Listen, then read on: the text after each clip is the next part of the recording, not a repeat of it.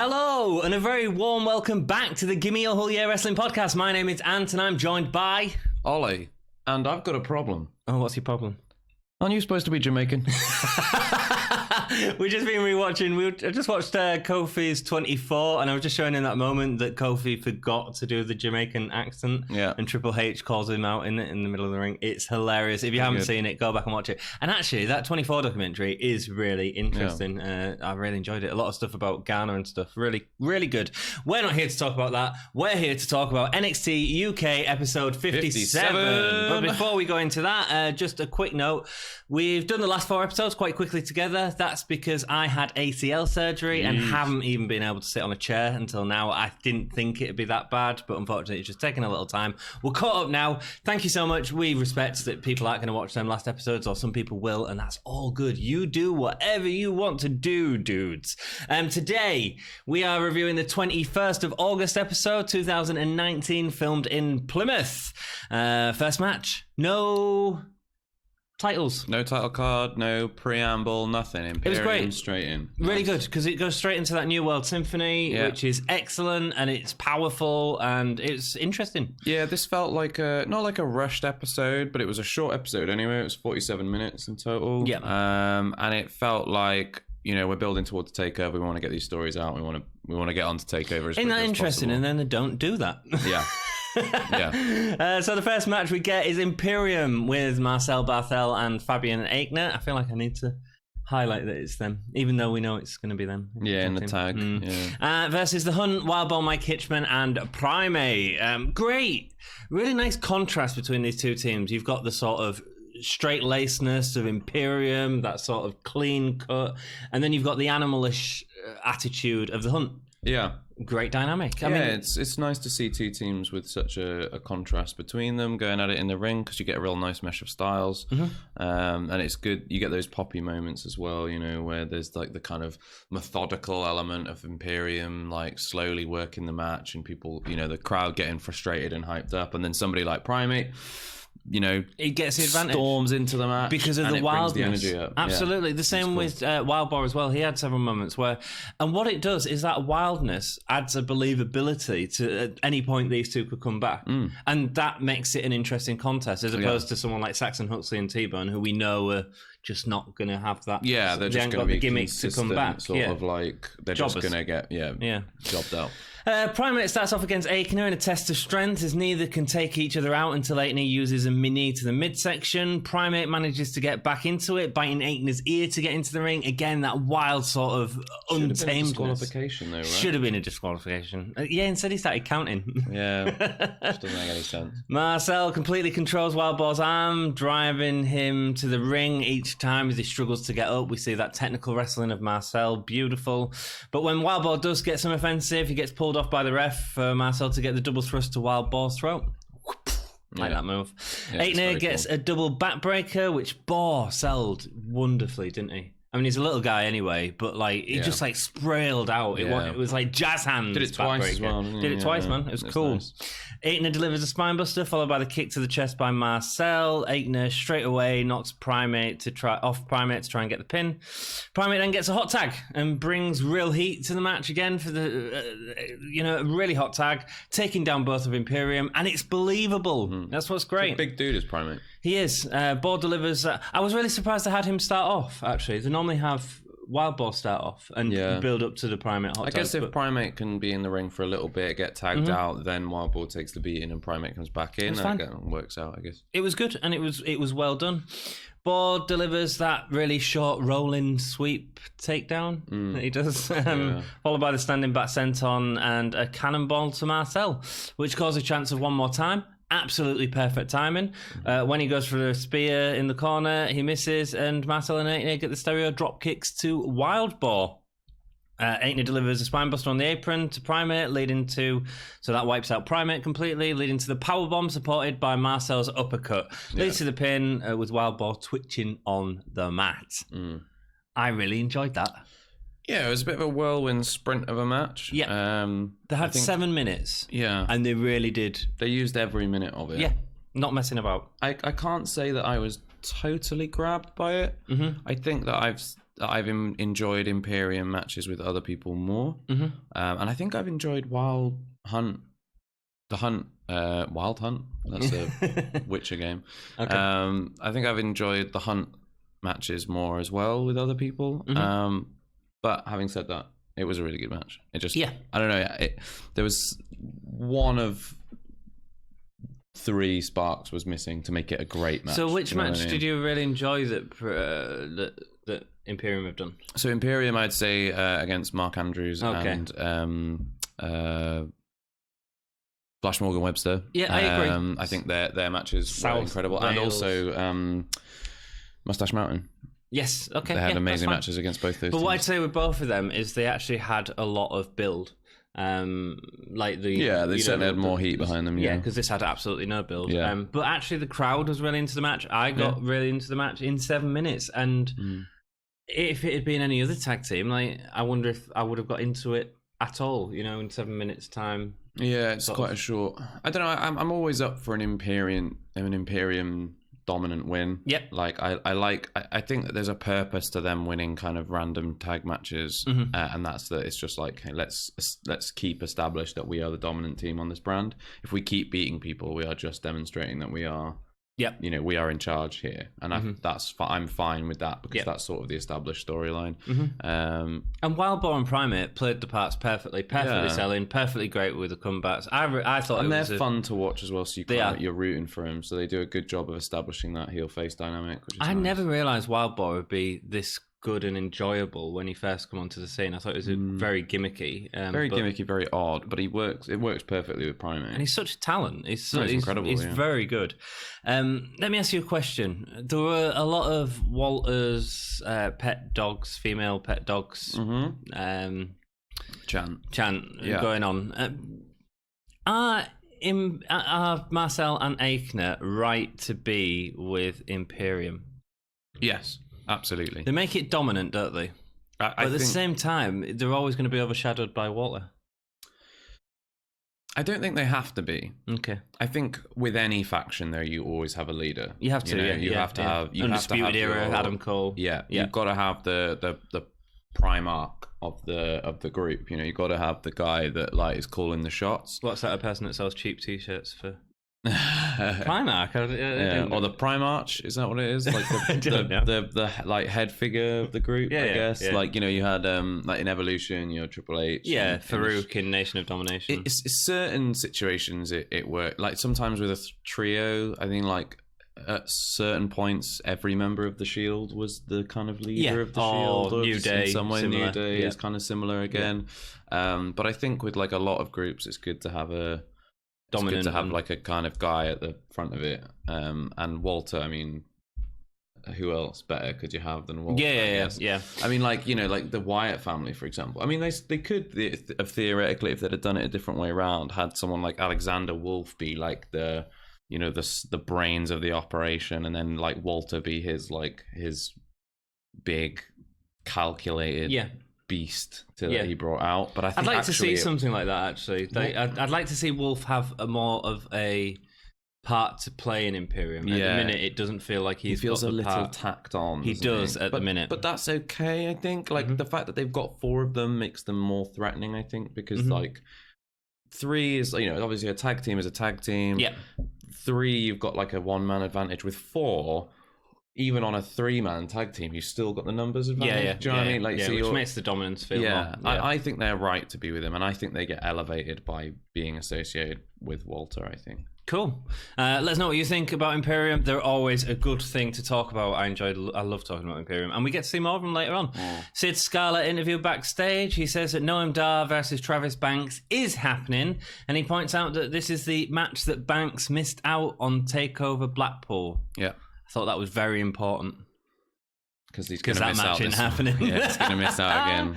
We're going to do a predictions video. That'll be out in possibly a day or so. I think we've got all of our match cards labelled up now. I think we've pretty much got it, yeah. We've got 5 matches, and a takeover's normally 5 matches. The last one was. I can't see anyone. If they announce any more matches to be added to it, we can always do a little... But there's been no build to any other, apart from Niven and Rhea. Yeah, I think we're going to do a live stream of it anyway. Yeah, we are going to do a live stream of it, man. But so we'll do predictions soon. Also, so there's loads of NXT UK content coming to you. We're going to do a live stream of it, a reactions live stream. We're going to do our predictions after Takeover, maybe a week or two after Takeover, after we've seen a couple of the tapings. We'll do another top 10 NXT UK wrestlers. We said we were going to do that and see where it's changed from the last one that we did, which I'm really excited to do. Then we have an interview with Ratzi, who was lurking in the corridors, waiting for an interview with Walter as Marcel and Aichner return to the dressing room. Aichner goes in and we hear a commotion as Marcel goes in to investigate. He's thrown out of the dressing room. It knocks him down. It knocks the cameraman down. We get the loss of signal.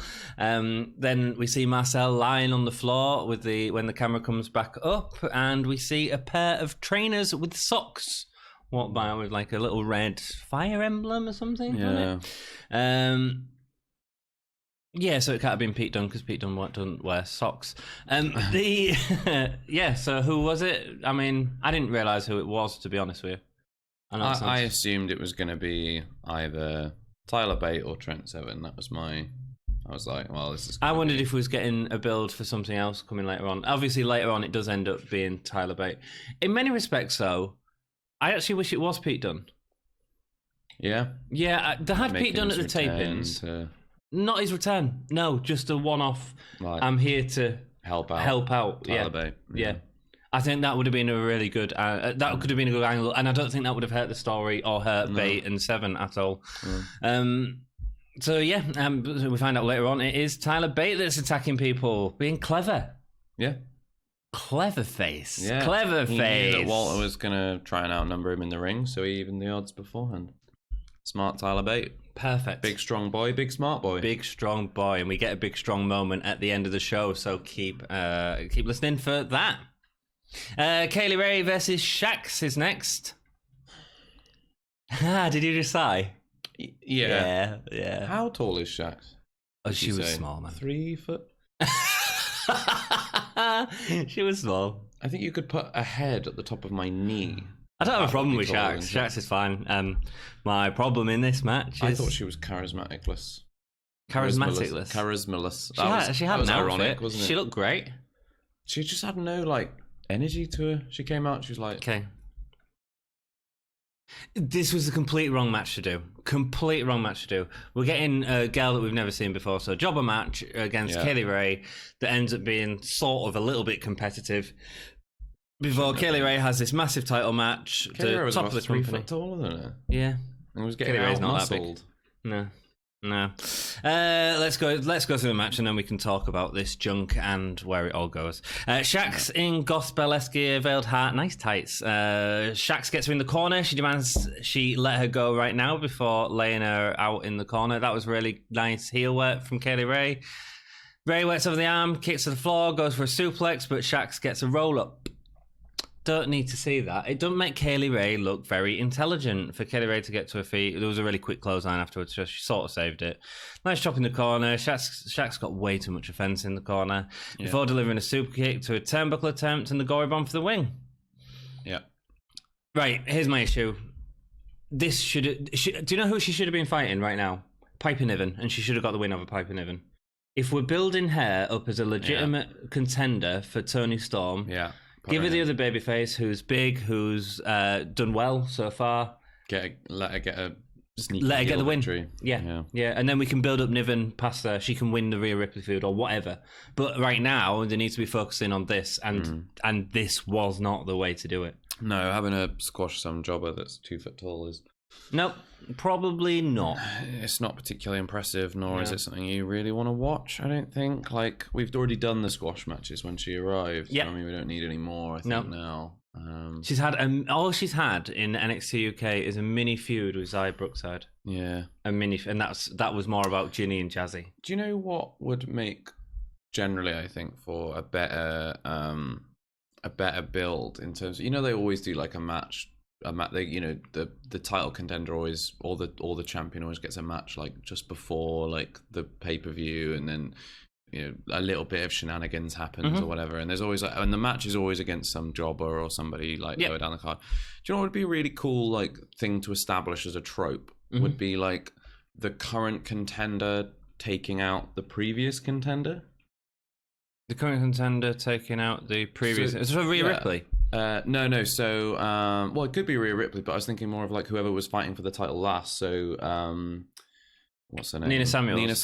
Hey, man, Nina Samuels would have been a better match here. Yeah, and then she gets the win over Nina Samuels, and then you go, well, Nina Samuels couldn't beat Toni Storm. Yeah, perfect. But she did. But then now that puts Kaylee Ray and Toni Storm on a similar level because they both beat Nina Samuels. Do you know what I mean? At least then we're making that comparison rather than just like, well, I mean, it looks like a light breeze could take out Shax. Yeah, that's the problem. I mean? I have no issue with Shax. Like, bringing Shax in, that's fine. Do whatever. But that's not the way to bring her in. If it was a jobber match, then it was the wrong time to do a jobber match. Yeah. She could have been against Nina Samuels at some point, and who would have cared? That would have been fine for Nina Samuels. This is the top of the card. Yeah. And this does not feel like the top of the card build. No. Would Kofi Kingston, in a match before Hell in a Cell, have a match against a jobber? No, it wouldn't happen. They'd build up a story. Yeah. And that's what they're doing here. It's so disappointing, man. They'd have him take out like a mid-card heel, absolutely, yeah. And then build up the story around the pay-per-view. They're trying to do that here. They have Kaylee Ray getting a mic. She mocks Toni time. She's going to take the championship off her. Toni comes down. Kaylee Ray brings in a time at home, and Toni staying away from home, that her family don't want her, that she has no one there for you. All she's got is her shiny shining. I like the way that Kaylee Ray was mocking her sayings, the shiny and the Toni time. She says that everyone's abandoned Toni Storm, including her.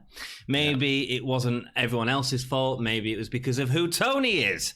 Her family don't call her. Her ex-boyfriends go for other girls.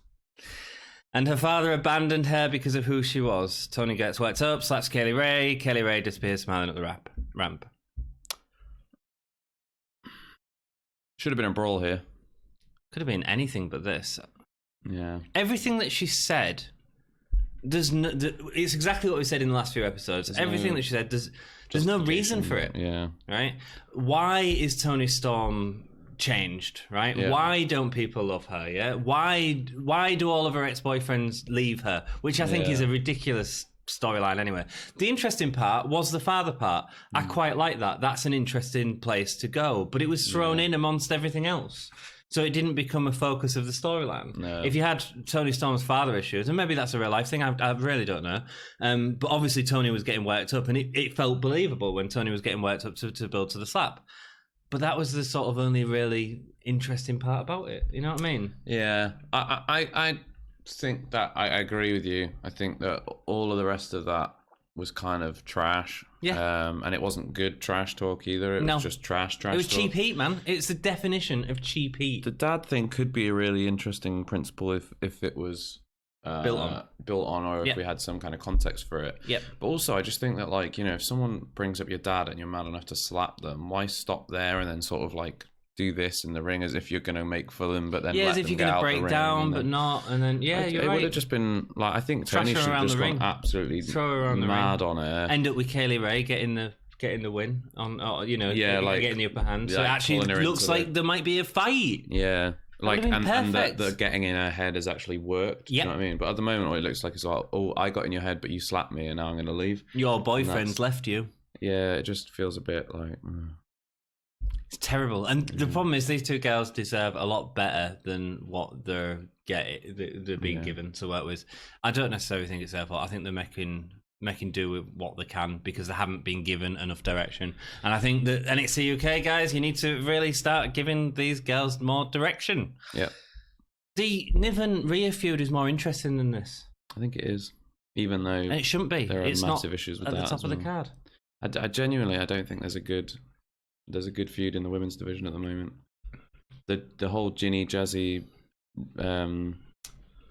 it's not really gone anywhere, has it? As just Isaiah feud is just sort of like it's dead in the water at the moment. Like Niv and Ripley feels just super disjointed and weird. And Toni Kaylee Ray has just had the most nonsensical booking I've ever seen. So yeah. Fingers crossed they'll put on a great match at Takeover and make us forget all of this, because they can definitely both do it. And then coming out the back of Takeover, I think we just need something fresh, something new. I'd like to see Kaylee Ray win, because I think Toni Storm needs the title taken off her, and I think she needs to go to NXT. And then have Jazzy turn on Ginny. Xia Brookside beat Xia Brookside wins a kind of blow off match against Ginny because Jazzy abandons her. Yep, cool. That leads into so Xia wins that feud with Ginny.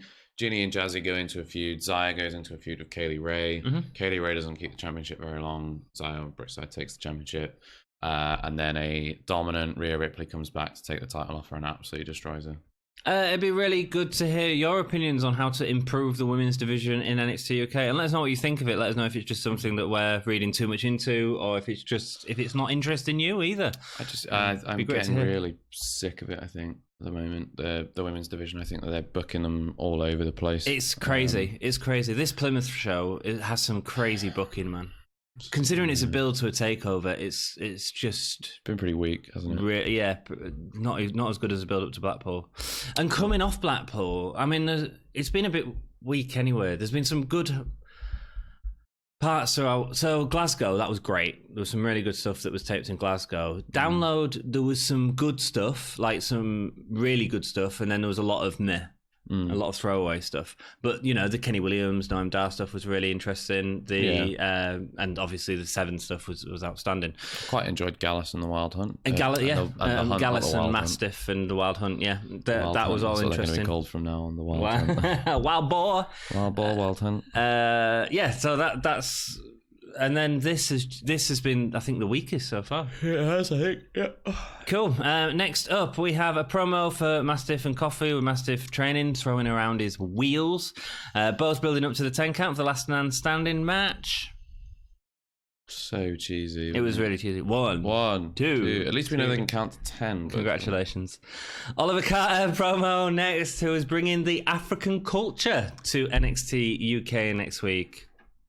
I'm super interested, but I have absolutely no idea what he said at any point. Yeah, he's getting fed to someone. Yeah? That's all. I think that's all it is. It doesn't seem like to be any build to it. It's a bit weird. I don't know who, but yeah. Jordan Devlin interview. Could be Jordan Devlin, actually. Give him a win. I hope they do more with Jordan Devlin than that. Jordan Devlin interview, who's... Oh, no, they're not, because it's going to be Williams. Jordan Devlin interview, who's asked about Takeover, and he complains that no one showing him respect by not being at Takeover. Kenny Williams interrupts and tells him to stop complaining. We're going to have a match next week about it. So. That'll be a good match. Be a good match. Yeah. Nice face, heel, dynamic. At least we have a little bit of build into that match. Devlin's going to be the heel, then, isn't he? Definitely. Yeah. There was sort of questions of, is he going to turn face? Yeah, we did wonder. That confirms he's not. Yeah, I don't know. It could be a slow build kind of thing. They could have a really good match, they could end with Devlin kind of like taken to his limit, but beats Kenny Williams, and then is like, maybe actually I've learned something here, and maybe there's do you know what I mean? I don't think it's necessarily the end to that, putting him against a face. I think maybe like the face could rub off on him. Do you know what I mean? I think we'll find out next week. I think. I loved the as he was leaving, just turned to Radson. Oh man, it was great. He continues to ask the question. I hate you. I hate beautiful. you, Beautiful. Just walks off. I was like, I hate him too. I had to rewind it. I was like, is that what he actually said? I hate you, Retsy. I don't know if I just hear things when I listen to Retsy. Walter and Wolf are arguing backstage. Walter tells Retsy not to ask. Don't ask me anything. If you find Tyler Bate, tell him to come and meet me in the ring. Mm-hmm. Cool. Confusion within Imperium right now. Yeah. Exactly what the intention was. Nice story through line. Nice to see a little bit of them halfway through as well. Makes me think that Walter's walking out with the title, but yes, it's going too well for Tyler Bate at the moment. I agree. Mark Andrews for South Wales Subculture versus James Drake. Drake shows his strength against Andrews, pushing him back and controlling Andrews' arm. The crowd, they were loving this match. They were completely into just shouting abuse at the Grizzled Young Vets all the way through. Couldn't believe how different a crowd we got from this segment compared to like the segment from last episode. Oh yeah, absolutely. These guys were really into it. I think part of that might have been because the night before, the headline match was Grizzled Young Vets against Street Profits. Okay. So I wonder if they helped build up a lot of heat there, made sure that people know. Street Profits. It was Street Profits was it Matt Riddle? Oh, right. And they were with someone, I can't remember. Yeah. Probably Alexander Wolf, something like that. So the crowd were really into it. It was really great. It distracted from the match a little bit. I ended up laughing more at the crowd than thingy, but that's what you get sometimes, and that's okay. It's good that people are passionate. Andrews with a Hurricanrana, standing moonsault. Drake gets the lead again with a trip into the turnbuckle. Drake delivers a real nice slap suplex with a double wrist lock. Drake pulls off Andrews' legs as he climbs the turnbuckle, landing square on his back, sort of bounced on the back top of the turnbuckle. That was really cool. Drake then delivers 2 backbreakers. We've seen the spot earlier on in the night, though, haven't we, with 2 backbreakers. Weird as Andrews gets out of an armbar and sends Drake into the turnbuckle, but the crowd doesn't care because they're having too much fun chanting for Gibson. That sort of then becomes a distraction. Andrews hits Stomp 182. Andrews goes for a standing flip, but Drake catches it. Andrews turns it into a tornado DDT. Really nice flipping bulldog from Andrews. Yeah. Really enjoyed that. Gibson distracts Andrews from a shooting star press. Drake hits drop kick. Andrews kicks out. Andrews hits a beautiful reverse Arana. Then Gallus comes down, attack Webster. They argue with Gibson, causes a distraction. Andrews hits his Stun Dog Millionaire for the win. I like the Stun Dog Millionaire getting the win, to be honest. It's not something we see very often. It was a good match. There was just a lot of stuff going on around it. What do you think? I thought it was really good. I thought the strength and the skill shown by both guys throughout was really impressive. In particular, James Drake catching Mark Andrews' jump off the ropes. It was very nice, slightly off, and still managed to get him into position to go for hook him up to get him into the into that kind of like tilt-a-whirl DDT thing. Tornado DDT, wasn't it? That one, yeah. It was great. Really, really good. The inverted Rana out of nowhere was really nice. It was like almost like shades of Stun Dog Millionaire in the way that it kind of came out, and you were like, "Oh wow, I wasn't expecting that." Yeah, really, surprisingly really cool. good. I thought it was weird that Nigel McGuinness went after the match, went for like one of those like a percentage promo. Who's the really famous one that was? Who's the guy? I forget his name. Who wore the chainmail head covering. Do you know what I'm talking about? Scott Steiner. Yeah. You ever seen Scott Steiner's promo? The maths promo. Where it's like, you've normally got 25%, and if you've got 25%. Like that, Nigel McGuinness after the match said, well, normally in a normal tag match you'd have a 50% chance, but now with 3 tag teams you can have a 33.3% chance. And I was like, is he referencing Scott Steiner here? Or? Maybe so, man. Nigel McGuinness is a legend. It was very good. I thought it was a really good match. James Drake is an excellent wrestler, as is Mark Andrews, so it was always going to be What do you think about the crowd? Was it distracting? Nah, crowd were great. I love it. I mean, if a crowd wants to give it their all, I'm all for it. We spend so much time complaining about dead crowds. It would be really hypocritical. You did well here. You did well. Yeah, very good. Trent Evans gets into the ring, so Walter comes to meet him. Wolf follows, begins, but the trap has been set, so Wolf's on the top of the ramp. Trent Seven back in the ring. Hey, Paul. Trent Seven shouldn't have happened. Shows up in the ring first, which was weird. They were setting a trap. Yeah. So Walter goes out to meet him. Wolf stands at the top. Bate comes in, takes out Wolf, and then goes for Walter with the chair. Yeah. Seven should have been the other way around. Doesn't get involved. Tyler Bate should have been in the ring. Yeah, that would have been a nice return. Walter comes out. Yep. Trent Seven ambushes Alexander, because he ended up with Alexander Wolf on the top anyway. Yeah. So ambushes Alexander Wolf. Walter starts coming back up the ramp to try and take out Trent Seven. Trent Seven hits him with the chair and then waves him back into the ring. That weakens him up just enough for Tyler Bate to get him into the Tyler Driver. The Tyler Driver, big strong boy. Yeah. I get that this is build up. It's fine. Yeah. It's okay. It builds it up. I have a few things that I think are problems. Trent Seven returning now, 2 weeks before Takeover, would have been a bigger deal if he'd returned at Takeover. Yeah. I don't think he did enough in this segment to warrant him being there. Does that make sense? I think maybe I think I know what you mean, and I think I agree. I think the only playing devil's advocate, I'd say like that Tyler Bate taking out all 4 of them on his own would make Imperium look weak. Oh no, I don't think he should have done it on his own. There's part of the reason I said earlier, Pete Dunne should have been the one attacking him. Pete Dunne should have been so have Pete Dunne rather than Trent. Yeah, I mean that'd be fine. I'd be fine with that, so long as Tyler Bate's got somebody supporting. Yeah, him, absolutely. Yeah, then, and Pete Dunne can take on everyone anywhere, and see them to go. And also, it gives Pete Dunne's rub and sort of agreement with Bate going through this. You know what I mean? Yeah, I think that would be really good. Yeah. I agree that Trent Seven may be coming back, but that feeds more into this idea for me that he's going to turn on Bate at Takeover. Yeah, again, but I just think if they were going that way, which I don't know if they are now, I wouldn't have had this moment. Well, I think something's going to happen next week, which is going to show us why Trent Seven's going to turn on him. Okay. And I think unless he's already back, it's going to be hard to demonstrate what that is. Okay. Do you know what I mean? I think that they're going to be there and they're going to be saying like, ha, like we managed to beat up Walter or whatever. And then Walter somehow will orchestrate them to kind of maybe like one of them hitting the other one. And then they're like, oh no, I didn't mean, do you know what I mean? Mm-hmm, and then there'll be like a turn at Takeover. But I think if he just showed up at Takeover and turned on Bate, it would feel a little bit harder to justify maybe by just saying, oh well, I just wanted the title because it was my opportunity though. I was just jealous. You know what I mean? It feels like maybe not quite enough. I don't think we're getting that because I don't think we're clever enough. Sorry. I hope we do because I think that'd be really good, but I don't think we will. The next week's episode, predictions for next week's episode, you're looking at a 3-match card, 2 rubbish matches. Probably the Devlin Williams match will be good and probably headline. And everything else will be promos building up to it, video packages. It's probably going to be a 47-minute episode. Yeah. So we will review that, but like I say, we think we've got the full card, so I think we're going to rock with the predictions. Give a go at predicting. Yeah. The only one that might be hard is Banks and Dark. Yeah, because we're going to get but that'll be a fun thing for us to kind of go, who do we think is going to show up? Because we don't think that match is going to happen. We'll do a 2-part prediction. We'll do a prediction on who we think is going to win the match if it goes ahead. Yeah.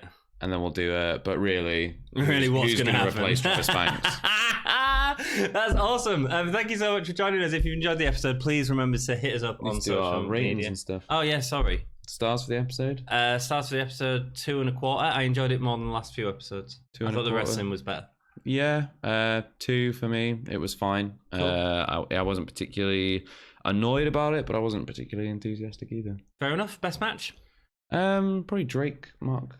Okay, I'm going to say Imperium and The Hunt. Quite rare you get a opening match as the best match on NXT UK. Yeah. But fair enough. Best performer? James Drake. I'm going to go Andrews. I thought there was some beautiful moves in that match. He's really... I think for me, James Drake is underrated on NXT UK. I think whenever we see him, he's always incredible. He is. He's really good. But he just doesn't wrestle that often. And it's quite nice when he does end up getting in the ring because he's really, really good. Holy chip moment? I think probably his ability to catch someone somewhere down by his knees and then get them all, like deadlift them all the way up into things. Because he doesn't look like a giant dude. I liked that. What was it? The inverted Rana. Oh yeah, that was great. Wow. Yeah. Whoa. Groovy. Thank you so much for joining us. Please hit us up on social media. We're on Facebook, Twitter, Patreon, and Instagram if you want to go there. If you subscribe to the channel, we've got so much NXT UK content coming to you. Yeah. So join us for all of that. Hit the ring bell and it'll let you know notifications. I think you can set the ring bell just for certain things. If you're only interested in this, you can do it for this. That's all good. Yeah. But we've got loads of other stuff on the channel like wrestling rewinds and stuff like that. And Dom just chatting about Bray Wyatt and Dolph Ziggler. Yeah. He loves Dolph Ziggler, man. He does. Rock and roll. I love Dolph Ziggler. You love Dolph Ziggler. I think he's great. Yeah, I don't. I'm the only one at the Gimme team who doesn't like. I'm really Dolph sad that Goldberg squashed him at SummerSlam. Why? It was perfect. Because they could have done anything better with it. It was perfect. Anything more interesting. It was interesting. And Goldberg's going to wing at something at Survivor Series and then Royal Rumble, and then he's going to lose to Matt Riddle at WrestleMania. That would be a good story, and a good way to start that off is by getting squashed at SummerSlam. Stay tuned for what happens. Who knows? Let us know what you think about Goldberg. We always read your comments at the start of the episode. There's none to read here, but you guys write a comment, we'll read it out. Thank you so much for watching. Keep it GAHY. Gay.